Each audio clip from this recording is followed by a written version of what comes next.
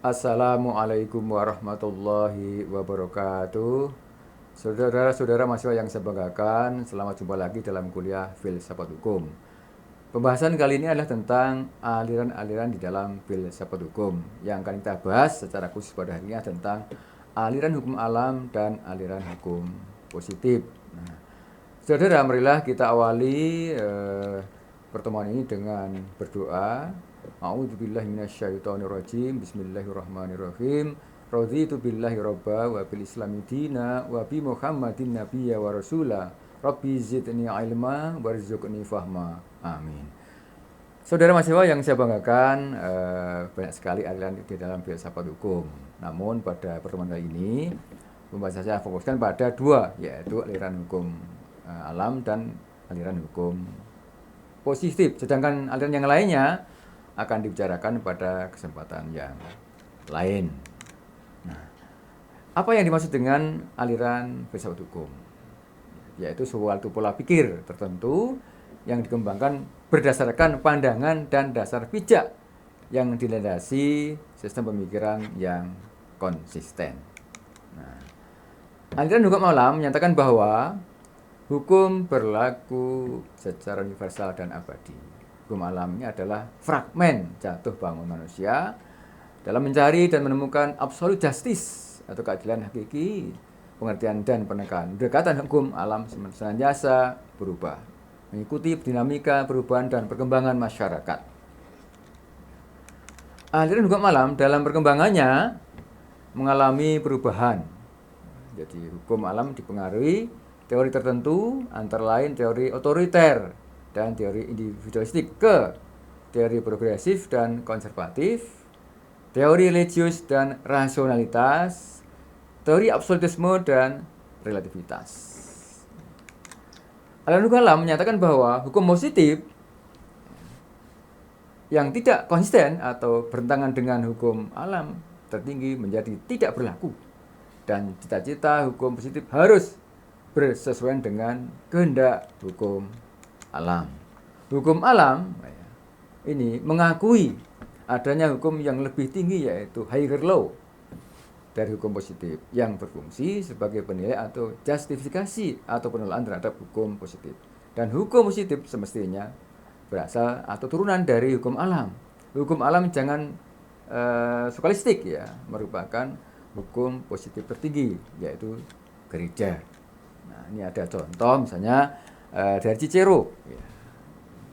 Hukum alam tidak boleh diubah atau menyimpangi dan tidak dapat dicabut oleh manusia, tidak dapat melepaskan diri dari hukum alam, baik melalui senat atau melalui referendum. Penguasa, jadi penguasa itu pemimpin negara, dan rakyat serta gereja harus tunduk pada hukum alam sebagai hukum tertinggi yang juga meliputi adat istiadat dan hukum positif. Nah, yang kedua ada tentang Thomas Aquinas. Hukum sebagai ketentuan akal untuk kebaikan umum yang dibuat oleh orang yang mengurus masyarakat. Ini Thomas Aquinas, ya. Lalu ada Decretum Gratiani atau disebut dengan Gratin. Manusia tunduk pada dua hukum sekaligus, yaitu hukum alam yang terdapat dalam ajaran agama, dalam Injil, ya kan, ini dalam zaman Kristen, ya. Dan adat kebiasaan. Hukum alam lahir bersama dengan pola kelahiran manusia sebagai makhluk berakal yang menjadi hukum sebagai sumber hukum tertinggi. Kemudian Duns Scotus dan William Ockham, ya. Kemudian, jika Aquinas menempatkan akal di atas kehendak dan pernyataan keduanya ada pada Tuhan, Scotus menyebutkan bahwa karena kebebasan manusia lah menjadikan kehendak memenuhi kebutuhan manusia, bukan karena akalnya. Bukan intelektualitas yang mengendalikan akal, tapi sebaliknya, voluntas imperat intelektual. Ya, satu prinsip hukum alam dari Scotus yaitu mencintai Tuhan. Ini diungkapkan dalam Ten Commandments, ya, hanya derivat dari dan turunan. Tadi larangan membunuh misalnya, atau hanya nisbi dan bukan larangan mutlak, sepanjang bersesuaian dengan perintah mencintai Tuhan. Karena itu tidaklah terdapat pintu atau kemungkinan untuk membenci Tuhan. Jadi ini yang harus kita perhatikan dari semuanya. Nah, aliran hukum alam yang rasional yaitu terpuruknya agamawan gereja pada kegiatan duniawi daripada masalah rohani menimbulkan ketidakpercayaan publik.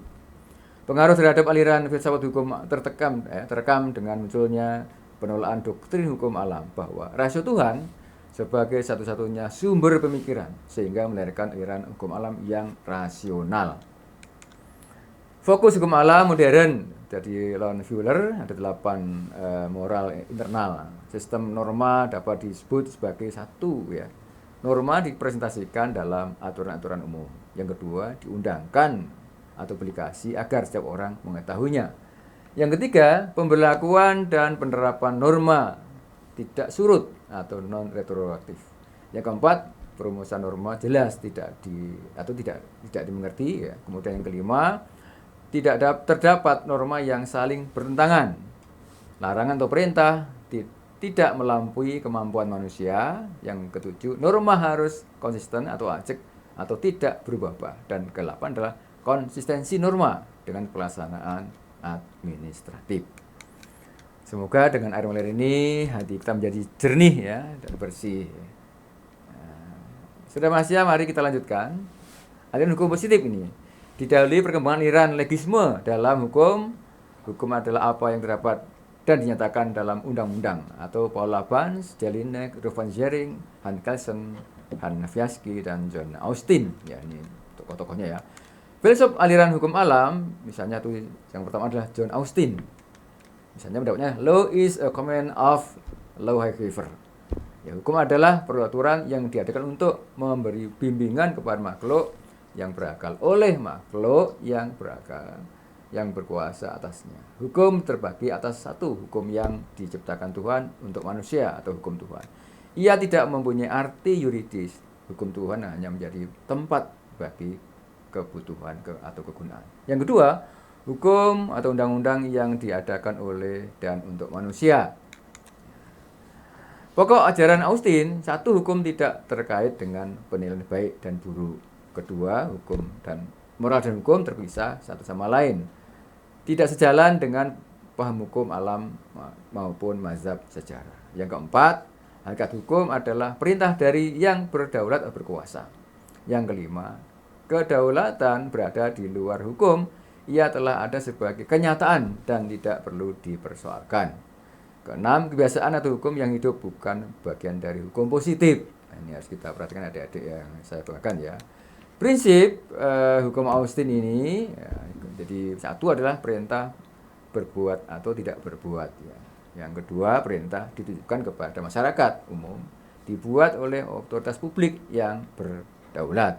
Yang ketiga, yang berdaulat adalah yang dipatuhi oleh warga atau penduduk. Yang keempat, yang berdaulat tidak tunduk kepada pihak lainnya.